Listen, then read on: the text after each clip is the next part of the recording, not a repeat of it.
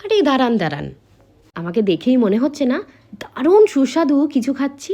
আরে হ্যাঁ, হঠাৎ কি মনে হলো আজ রান্নায় একেবারে আগুন জ্বালিয়ে দেব।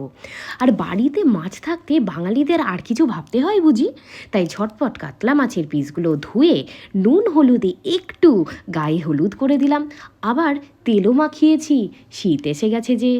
সঙ্গে একটু লেবুর রস মাখিয়ে কিছুক্ষণ রেখে দিলাম। ওই ফাঁকে 4 চামচ কালো সর্ষে, 3 চামচ পোস্ত, নুন, কাঁচা লঙ্কা দিয়ে জব্বর করে পেস্ট করে নিলাম।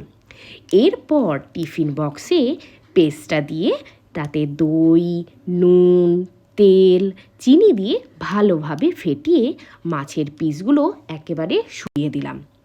কড়াইয়ে গরম জল করে একটা বেরি দিয়ে টিফিন বক্স বসিয়ে ঢাকা দিয়ে 20 মিনিট মাঝারি আঁচে বসিয়ে রাখলাম।